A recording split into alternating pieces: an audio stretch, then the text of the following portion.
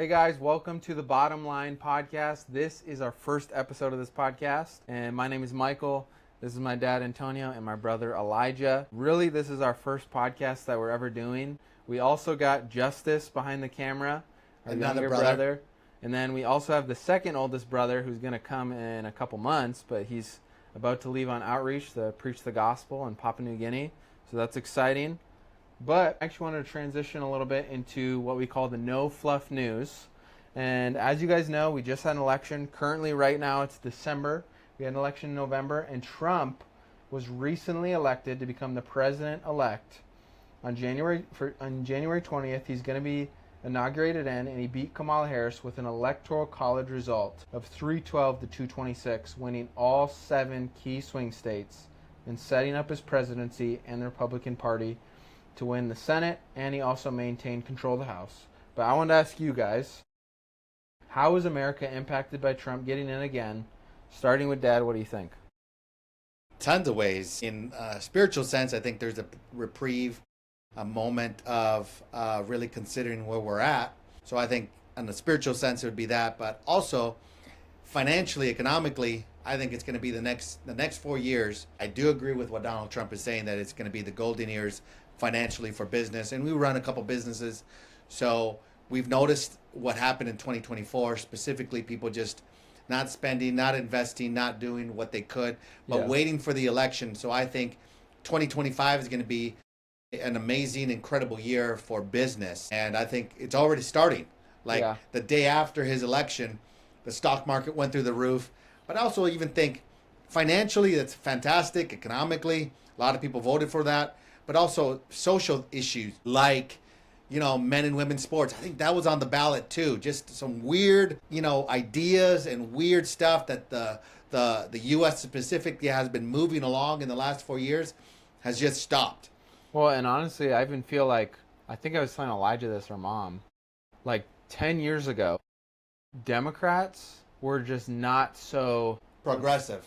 Not progressive, but like the difference between a Republican and a Democrat wasn't that crazy. Like the absolute line between Democrat and Republican now is just so different. And there's I feel like in the past when you're voting on an election, it was kind of like, oh, I like this candidate more. He has a better tax plan.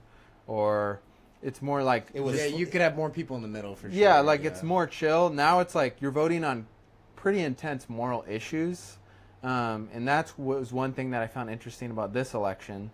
And yes, I think Trump getting in was good. I am a Republican. I know that's bad to say on YouTube, but I don't really care.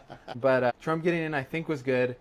I don't always agree with all the emotional stuff he says, but I do think his plans are good in terms of policy.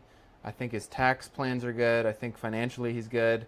And morally, I agree more with maybe not all the stuff he's done with his past, but he leans more towards biblical moral values that I agree with, rather than on the Democratic side with Kamala. And we probably wouldn't agree with the way he lives or lifestyle and all that stuff. Yeah.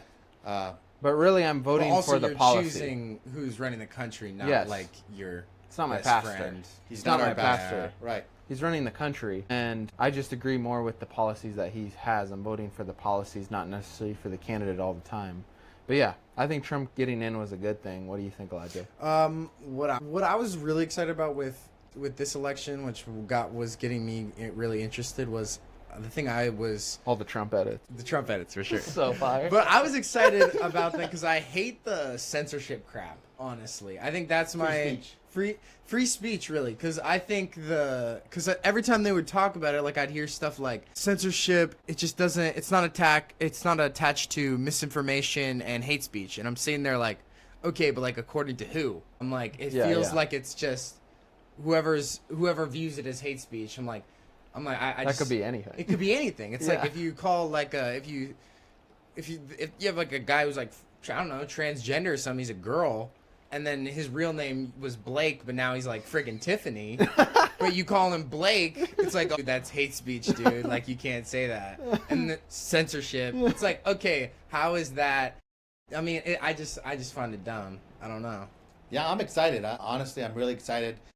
I think he's already president, and he's not even been inaugurated yet on January 20th. So I'm super excited. I already see him as president. He's acting like president. I saw an hour thing where he talked yesterday, and he brought in, I think it was SoftBank, an investor to invest in the U.S.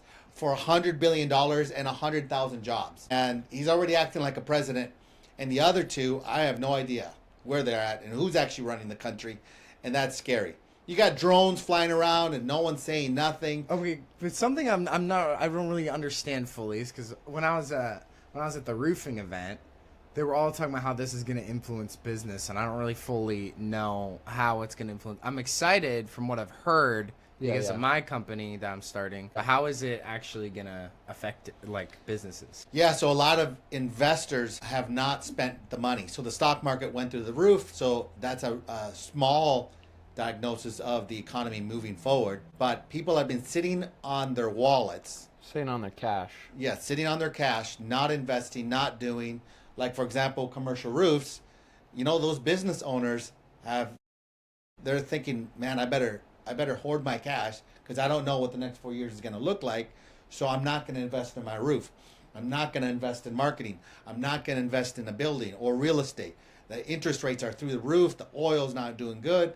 So they're looking at it through scared, limiting beliefs rather than abundance and potential. And now because Donald Trump, you got a leader who is actually with the business mindset, they're thinking, I can invest. Yeah. I can do. Like, I will stretch. He just creates more certainty, honestly. Like, when you have someone who is business-minded, he's already created billions of dollars on his own. He's going to think like that naturally. So then businessmen are like, oh, like, obviously the country's going to do well. We already saw we did it last time. COVID put a little wrench in that. But when it wasn't COVID, like, you already saw the economy was one of the best economies in the last 20, 30 years. So that's why they were saying at the commercial roofing event, like, 2025 is going to be amazing. Because all the people sitting on their cash, they're going to spend.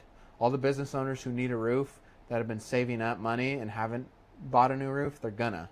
Because the certainty of cash flow in America is more there. That's pretty much what it is. I've been hearing stuff about how, like, I would watch all of Trump's rallies and he would talk about how drilling oil drill, baby, drill. But drilling oil in America makes America rich. Yes. How and why wouldn't other presidents before him do it?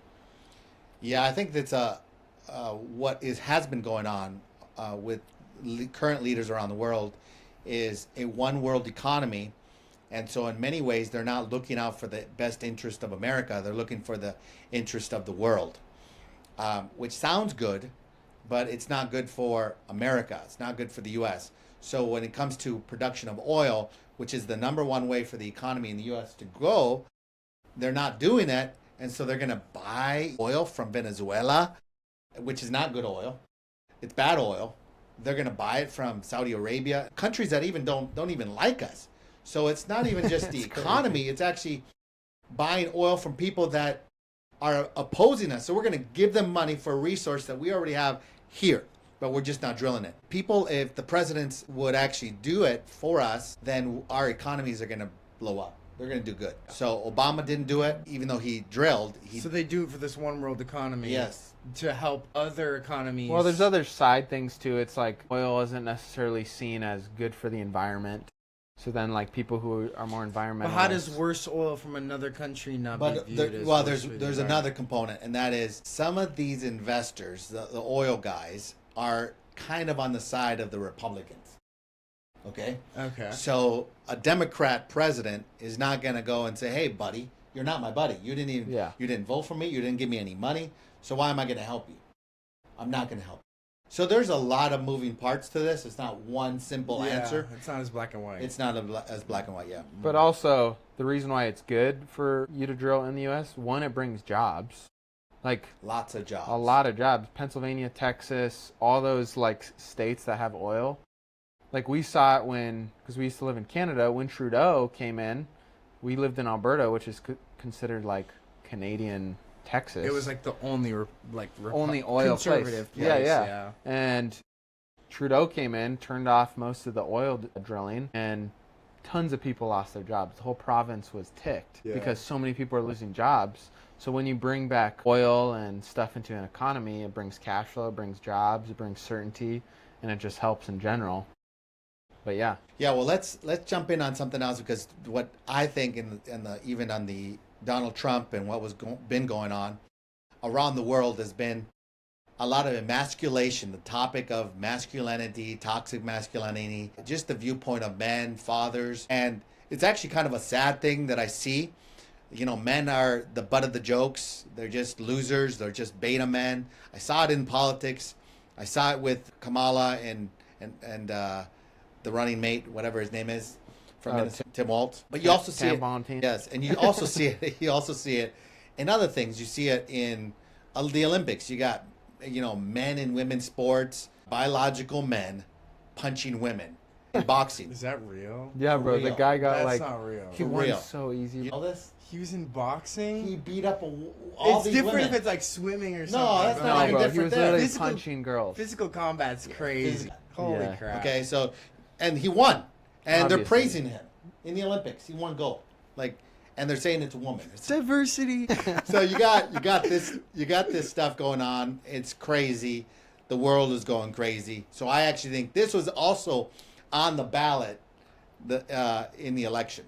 Not necessarily directly on the ballot, no. but it's the progression of it in society. And they wanted to stop it because usually America sets the president for a lot of these type of things, and then other countries follow. Right. So you're really just Well, some of these other countries in Europe have been going this they're already direction there already. Yeah. Yeah. But when it comes to even, I would love to jump in on this one. Guys in women's bathrooms, not just in sports, but in women's bathrooms. Oh, man. Because I really want to answer the question: what is the biblical view of a man according to the Bible? How does God say it? So I want to go into that. But I think diagnosing the problem of what we see currently around the world in the U.S., I think it's an important discussion. So, first of all, you got on one side of the spectrum, you got misogyny, where they're viewing men as too much, Yeah. and they kind of have a prejudice against women with equal rights. ... Then on the other side, you have toxic masculinity, and you got really famous guys that are number 1 or number 2 on Google that really talk bad about women, and it's just really not good. So you got that viewpoint, toxic masculinity. The third view is, what does the Bible say about a man? Yeah. So I want to jump in on that one. And even, listen, I can't even believe that people are not up in arms on the idea of guys in women's bathrooms, in women's locker rooms. I remember when I was 15 years old, Justice's age, and Billy Graham was just finished speaking in the Metrodome. 50,000 people, 55,000 people. And I went to this crusade with my mom and family. And so we were leaving, and my mom said, "Hey, can you come with us to the bathroom?" So I took my sister and my mom, and I escorted them. I walked with them. And I just stood outside of the bathroom waiting for them. And a couple minutes later, a guy who looked like a guy walked out of the woman's bathroom. Now, my mom and my sister were in that bathroom. I didn't even hesitate. I'm like, "Hey, dude, what were you doing in the woman's bathroom?" And he's like, and he started running for his life.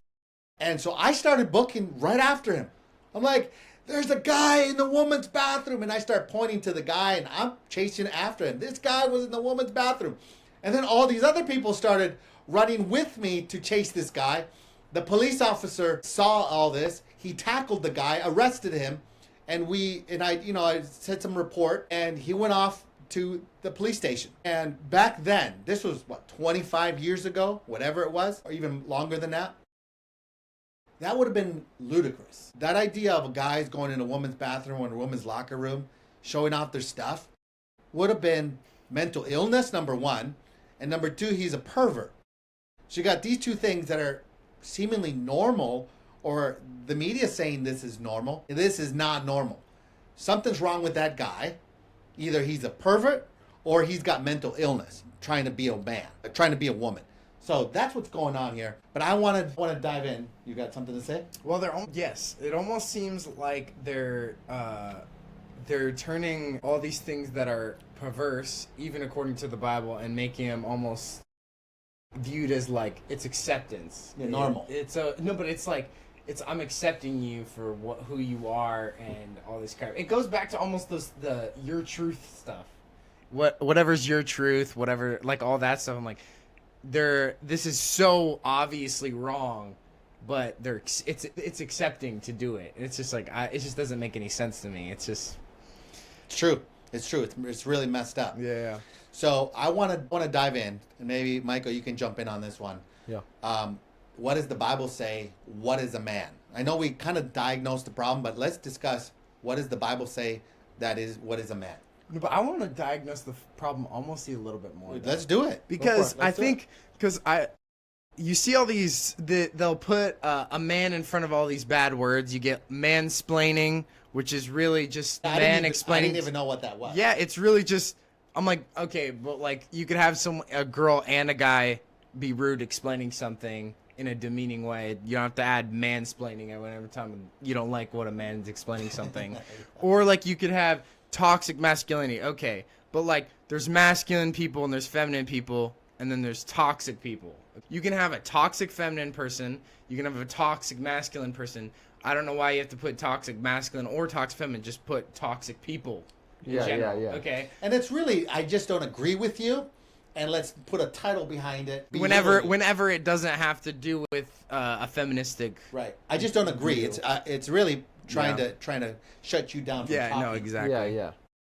So that's really what's going on. Yeah, no, exactly.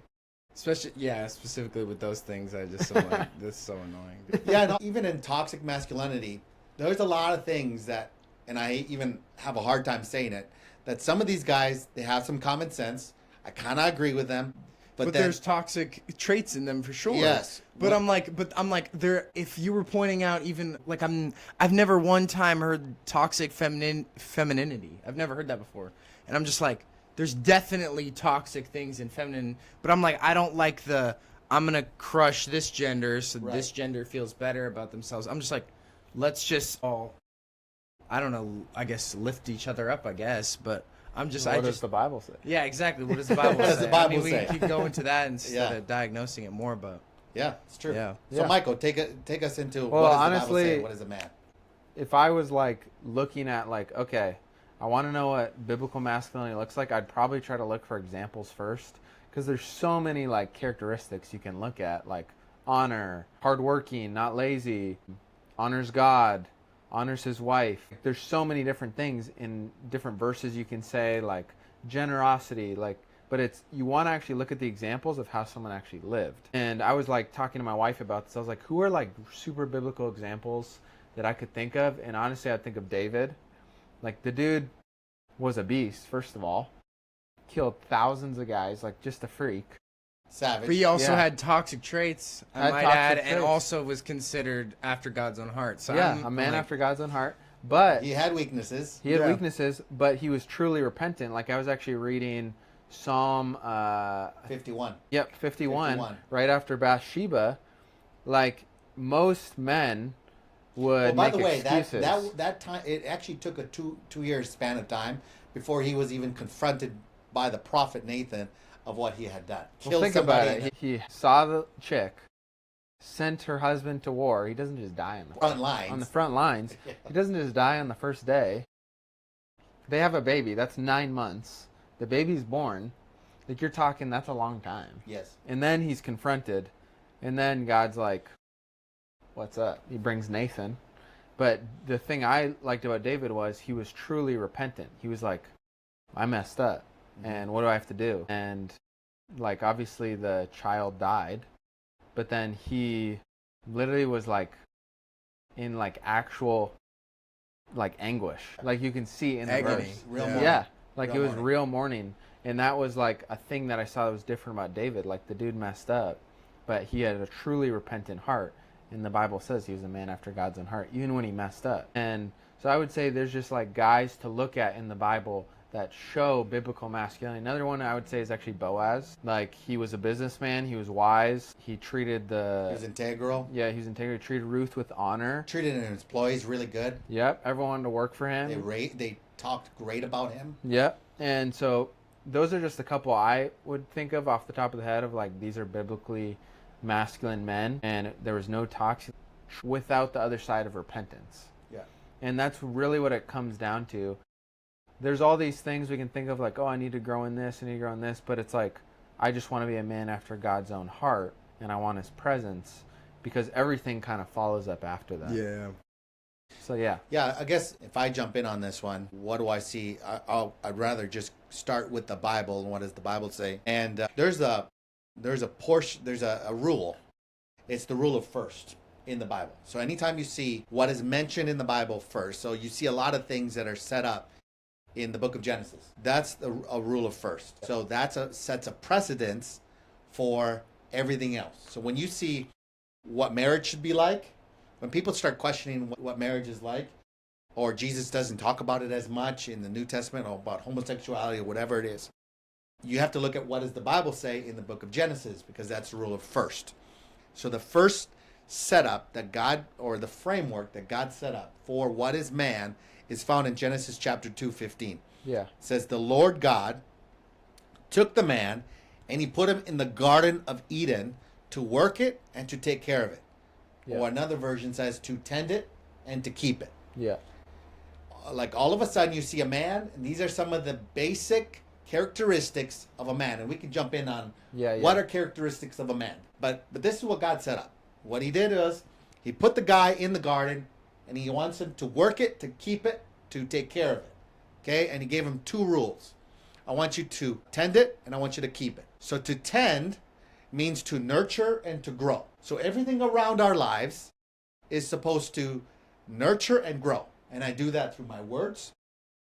I do that with my hands, meaning I'm supposed to create something and work at it. I'm supposed to build something, not be lazy.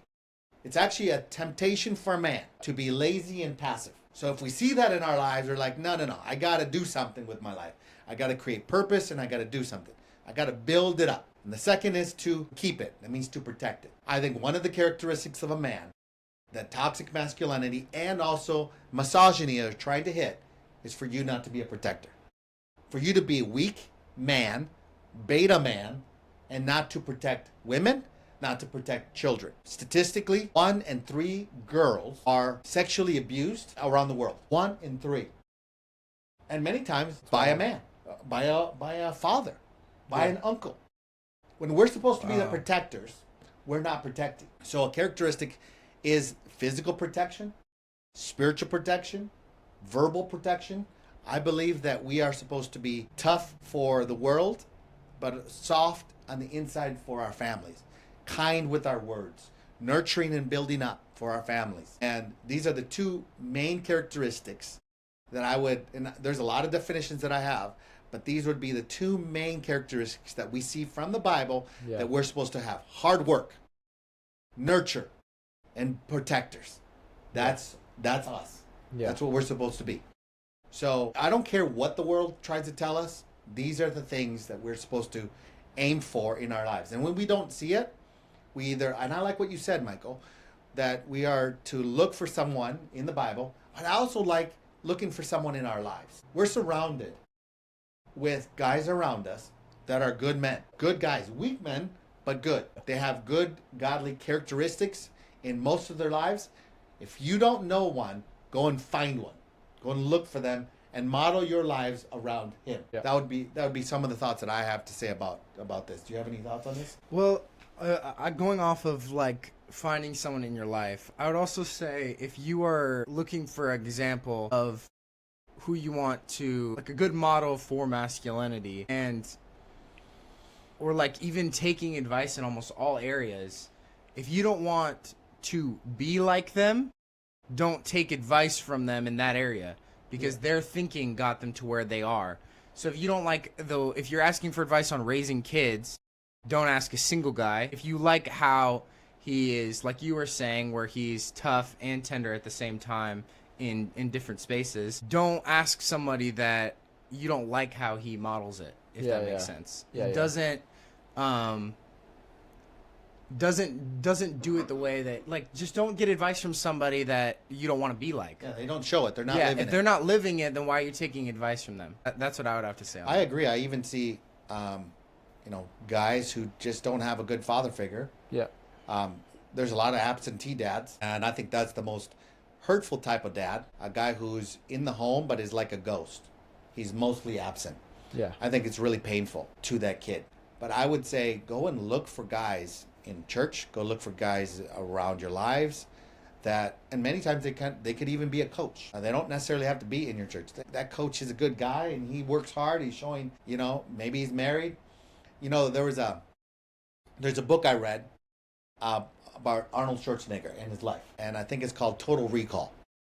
And even though I don't agree with Arnold Schwarzenegger's life, I like biographies. So, a long time ago, I was big into lifting weights, and I used to read all his magazines and his encyclopedia for bodybuilding, Yeah. So I took interest in reading the book. And one of the things he did, he was 14, 15 years old, and he went to a movie. And when he went to the movie, right outside the movie, he loved what he saw on the screen. It was I forget what it was a famous movie, Hercules. Yeah. Oh, I've seen this. And he was a bodybuilder. Yeah. So then when he came out of the movie theater, right next door was a magazine. And it was the guy in Hercules. It was in a magazine. Like the actor. The actor. Yeah. And he saw that he's a bodybuilder. He won like 3 Mr. Olympias at the time. Oh, yeah. So he's like, if he's a bodybuilder and he's an actor, I'm going to follow this guy. So he bought the magazine and he started putting bodybuilding magazines on his wall in his room and stuff. And his mom freaked out. His mom's like, is my son gay? Because he's got a bunch of guys. And all the other guys would have like girls and stuff on the wall. And he's got naked men on the wall. Oiled up men. Oiled up men on the stage. Now, this is like 1945, 1950. No social media. And like Speedos, bro. Yeah. So he's like, in their underwear, he's got men. So hilarious. she had no grid for this. That's hilarious. But this is what the point is.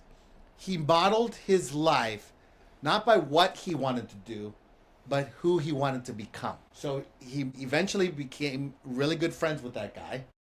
Yeah, you did. He ended up... And he got into politics because that guy was into politics. Seriously? So Arnold Schwarzenegger followed the entire recipe of that one man. He became Mr. Olympia. He became an actor. And he also became a politician. All because he followed that man. That man was the model for him. So I'm not saying I agree with everything that Arnold Schwarzenegger did. Course, That's not what I'm saying or endorsing. True. But I like the picture of finding a man. Yeah, finding a man, a model for your life and emulate. Yeah. Copy. Ask questions. Ask for advice. That's, I think, one of the greatest things that we could do in our lives today as young guys. I'm an older guy, but as a young guy, that's what you should do.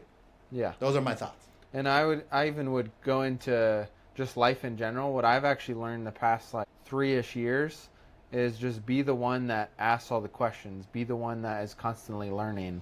I didn't read much in my high school years, but going into like having a first kid, having a second kid, I was like, I need to learn more tools for my tool belt of what I need to do. About to have your third. About to have my third. But 1 in business, but 2 in marriage, just life in general. I have to become a learner and do it fast. Like I have to learn fast and almost like aggressively. Like I remember the first month where I was like, I'm going to read books. I literally think I read like 6 or 7 books in like a month. And you kind of have to be like aggressive in your learning and just going after what you want to get, because the temptation, like you're saying, is to be passive and lazy and sitting around playing video games and Fortnite. We play some duos sometimes. And I ain't gonna lie. And but what I'm saying is just be a learner, be aggressive in your learning, and don't be passive and lazy. And that would be like another characteristic that you could for sure take from and apply to your life as a man. I agree. I think even books, if we go into books and courses, I think there's probably no greater time. Like Arnold Schwarzenegger had to buy magazines. He probably had to walk freaking 5 miles to go get those magazines. And it was a magazine, and now so much content is available to us at our fingertips. It's wild. Even bad stuff like porn. Yep. But I'm talking about like getting good content in you by the guys that you actually go, I like the way he lives. I like the discipline he has. There's actually a really good book that I think every guy should read to start their lives. I think it's called, it's by an admiral, is Make Your Bed. Make Your Bed, oh yeah. Make Your Bed by a Navy admiral. Yeah. And the first thing he teaches is make your bed in the morning. Because you just did that and you just won something. Yeah. You conquered something. Yeah. And our lives are meant to conquer and win. so you can at least make your bed in the morning. Well, and I've even seen like studies with like the making your bed thing. Because if you wake up, like think of these two scenarios. You wake up in the morning, you turn over, you immediately grab your phone, you start going through social media. Okay, that's one scenario. Probably 80-90% of Americans, North Americans do that. Second scenario, you wake up, leave your phone on the charger, go to the bathroom, brush your teeth, get dressed, Make your bed. and then make your bed. The scientific thing behind that is your dopamine is going to go way up because you accomplished multiple things already within the first 10-20 minutes of your day. Instead of just laying in bed for 30 minutes to an hour scrolling through rotting. TikTok, where you're just being hit with like 500 million videos and songs. And, It's like an instant dopamine. yeah, and everything is bad. I also think taking, the second version, which is accomplishing something, Yeah. I think you become way more creative. Your ideas, your thoughts, instead of someone telling you what to think or how to think, you are actually becoming creative by what should I do? What should I create? What should I conquer? And instead of being the recipient of content, vegging out on consumer. content, consumer, Be the creator. because guys actually have a temptation of being a consumer rather than a creator.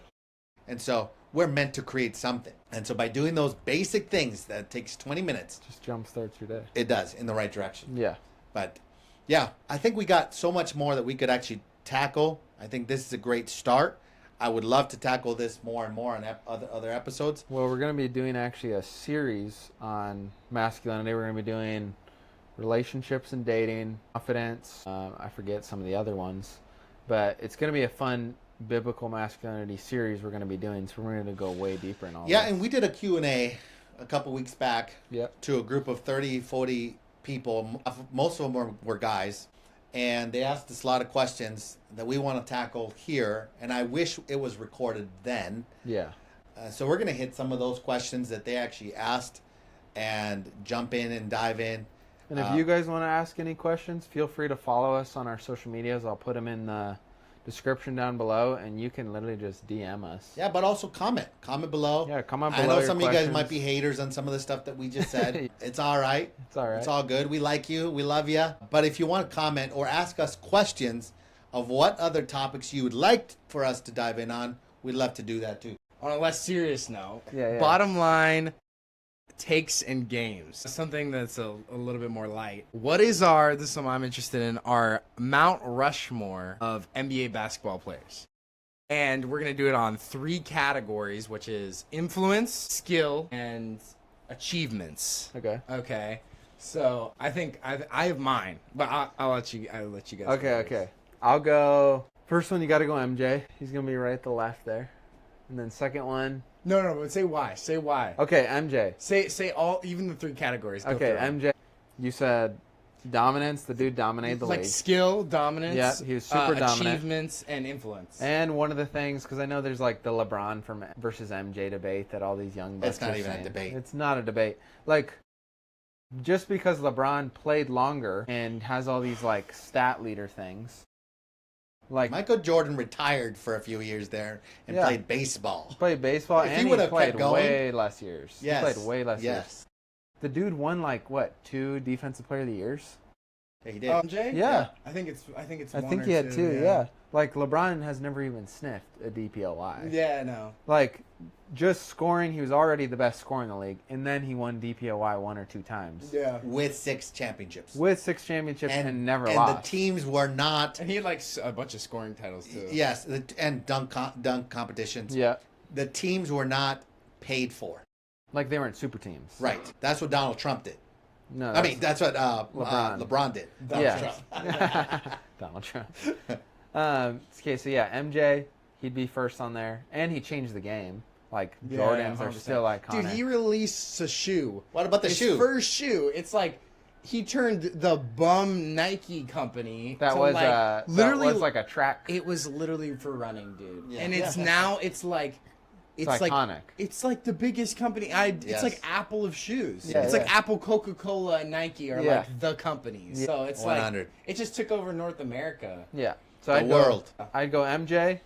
I would put LeBron on there because he The dude's 6'8", 250. And he is like 38, and he's still like top 10 best players. Like he's in the still league. Good. He's still cooking. Like so the longevity is like good on you. And the all-time stats do have. Yeah, they do have the longevity. For yeah, sure. like it's almost like Kareem. Like the dude did it so long. Yeah, but sure. LeBron did it. He was like a freak of his generation, and he still had what, 4 chips? 4 chips. Yeah. He did win a couple with his super team, whatever. But I'm going to go MJ, LeBron, probably Curry. And I have a little bit of bias towards Curry just because I love the guy. If we all played basketball here, but I like emulated Curry towards my game. Best shooter, I think, as a point guard, to be able to impact a team as a point guard. So influenced, though. No, like he changed the game yes, again. because, dude, you look at, like, if you go to Michael Jordan's era, even LeBron in his early earlier 2000s. seasons, like 2000s, like Allen Iverson days. Like dude, it was like centers don't shoot. Yeah. You played 2K and you played the old teams, bro. No one can shoot. This is your like, center. It's like, think, and it's no, like... and then even the shooting trash. guards and small forwards. Yeah, but now you have, like, every person on the court can shoot a three. And you're, like, completely... And then every kid, when you go to the Y, is chucking half courts up. Yeah, for sure. Like, the game's totally changed. It's not as... It's a different type of influence than, like, MJ, but, like, it changed the league. Yeah. Like, it's a whole new... Like, the fact that you pretty much have to guard Curry once he passes half court. It's ridiculous. It's insane, bro. Yeah. Like, okay, that's so who do you got again? Okay, so I got MJ, LeBron, Curry. 4th one. Come back to me on the 4th one. You guys What? I got to think about it. Right. There's a few I'm not going to dive into as much as you just did on all of them because it might be repetitive. But I would obviously start with Michael Jordan, the greatest of all time. Yep. And I just had a switch right now. I like Curry for sure, but Julius. I knew he'd put Julius. Irving. Old school again. Old school. It is old school. But the reason why you would not have Michael Jordan doing the things that he did, the moves that he made, without Julius Irving. Because he did these moves that were magical. In fact, Magic Johnson probably came because of him too. Achievements and influence. Okay, not achievements. But he did influence and impact the game. The game was never the same again without Julius Irving. So you have MJ. Respect to the old school. Yeah. Okay, so Michael Jordan. More gritty NBA. Michael Jordan, Julius Irving, Magic Johnson. And I have a toss-up here between Shaq and Curry. Curry changed the game, like you just said. Yeah. The three-point game changed forever because of him. But Shaq also changed the game for centers that I think will never be the same. And he impacted the game. He influenced the game. He had great dominance. He also had like 4 chips, right? I think so. He had 4 championships. 3 or 4. He only went to 2 teams, if I remember. It was he went to a couple actually at the end when he got got older. Yeah, but he sucked. Like nobody only old. remembers the Heat and the Lakers. Yeah. Oh, Orlando too, but he didn't win there. Orlando Magic, he won, I think. No, he didn't win. He didn't win? He just went to the playoffs a lot. Oh, I see. Yeah. So, those are my guys: Michael, Julius Irving, Magic Johnson, and Shaq. Okay. I'm gonna say MJ, the GOAT, obviously. Yeah. 6-0 in the finals. That's just and the defense and offensive combinations. I just can't. Insane, you can't argue with it. You could even compare the league because everyone's always like, "Oh, but the league now and the league then is different." Yes, but he was the best in his league then offensively, the best in his league defensively for more years. So if you could put LeBron now, I haven't seen him best.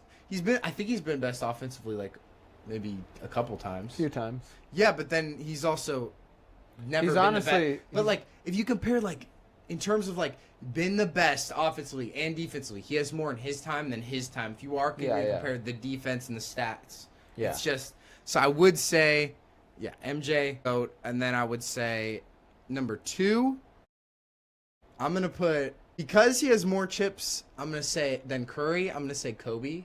Just because so if you have like all right. You have MJ, Kobe, and LeBron as normally people's top 3 in whatever order you want to put it in. I would say in the least genetically. No. This is he has 3. This is the GOAT, but like we're not talking GOAT conversation. We're talking like all these 3. Mount Rushmore. But I would say because he has more chips than LeBron, I'm gonna put Kobe after MJ because he has more chips. And I would say out of these 3 GOATs, he's the least genetically gifted Probably, yeah. Next to LeBron and Jordan. Yeah. So I would say just because his work ethic is just through the roof. Mama mentality. Yeah, exactly. He is a literal label for his work ethic. So I'm gonna put him number 2, and then I'll put LeBron, and then Curry. Okay, so that's a good 4. Okay, so my 4th one, I got MJ, LeBron, Curry, and then I'll probably put Kobe at the 4th one. It was between Kobe and Shaq for me. But I feel like Shaq, he only won when he had a guy like Kobe on his team. Like he was with the Magic. And vice versa. Yeah. Oh, but no, Kobe won without Shaq, I think. Yeah. He won. Well, he had Kareem. But yeah. True. But still. The hard work Kobe there. had Kareem? Did he? No. Kobe never had Kareem. Magic had Kareem. Yeah. Yeah. Kobe had Paul Gasol and those guys. I forget all those guys. Meta World Peace. We're going to move into a little bit more of a hot take or a bottom line take. Happy wife, happy life. Is it true? What do you guys think? You go first. Me go first? Yes. I don't It's a little bit controversial. It is controversial. Okay, happy wife, happy life. Is it true? I don't like the statement. I never liked the phrase. I think it's nonsense. Beta. To be honest, it's beta for sure. No, like I understand what they're saying. Yes. No, Like I do. take care of your wife. Well, I know, but it just sounds like a It's beat not- up No, guy. it sounds Yeah. like It's just- a beat up dude. Yeah, that's all like it you're sounds there like. the to you're there connotation. to butt kiss for the rest of your life. Yes. I was like, is this the life you're settling for? Like, that sounds so bad. Yes. Yeah. Where it's like, I gotta run out to my little man cave and like just to get some peace for 2 seconds. Yeah. It's like, that sounds terrible. Yes, Yeah, I think yeah. it's nonsense. I think you're there to, I mean, I don't want to sound corny, but you're there to love her, take care of her, protect her, make her happy, Yeah. but it's not about that. I mean, there's I don't want to go into it, but there's a really good book on marriage about marriage is actually not to make you happy, but actually to make you holy. Yeah. And I just don't like that whole concept of happy life, happy wife, happy wife, happy life, because it's actually just butt kissing to make her happy. Buy her all the things. You're working to, give her all the money to spend. But it's like you're working overtime. But imagine like the traditional guy, he works like, say you're working a 9 to 5, you're working 8 hours, then you come home and you're working again. My gosh, that sounds like so hard. Yeah, it's like nonsense. it sounds like a way better life to become holy, because I feel like your house will be peaceful. You're gonna come home, you're not doing another shift. You know what I mean? So it's Well, like, I and mean, I haven't been married. I haven't experienced it like you guys. This is just what I've thought about this. Yes. This sentence, this And- statement. I don't like it. And I would say, like, if you look back in Genesis, what a marriage is supposed to be, a partnership between a man and a woman, they walked with God in the cool of the day. They're hanging out. They're friends. They're walking. Yeah, they're exactly. talking. It should be a friendship, not something I begrudgingly, I got to go home now and, like, please my wife. Yeah. Like, it should be a friendship, like, you're excited an to do exciting something. thing to do to go home. Yeah. Like getting excited to talk to her, call her, rather Yeah, than yeah. like avoiding. Keep Like, her happy I have so I to can keep just her get out of happy. here. Yeah, that is not how to do it. Yeah. No. So I just say it should be a friendship, and it shouldn't be like, I'm just bending over backwards to make her happy. Yeah. That's probably what I would say.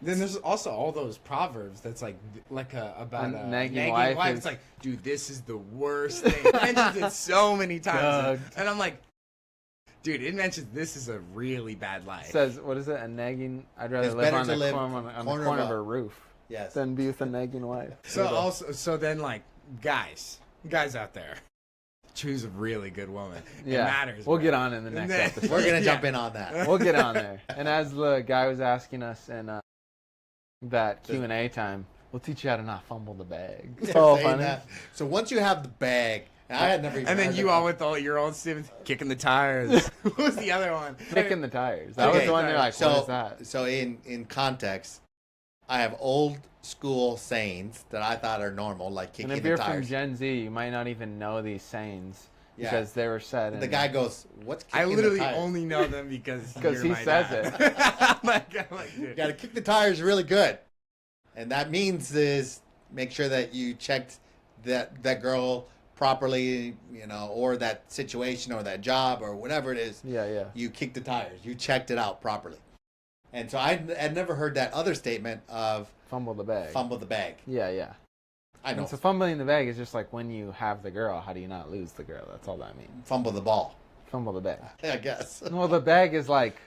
Is it like money? I don't even No, know. it technically means like you have money. That's what the bag means. You lost the money? But you can use it in like a ton of different contexts. Like, don't lose the girl. Right. Essentially Yeah, what that it's makes saying. sense. Makes sense. Yeah. But yeah, that's pretty much it. I think for today, we're going to get more into it in the next episodes. Hope you guys enjoyed this. Feel free to like, subscribe, follow. Please comment down below and ask us questions you want us to dive into in biblical masculinity, politics. Give us your Mount Rushmore of basketball. We'd like to hear it. But we'll see you guys next week. Have a good rest of your day. Boom.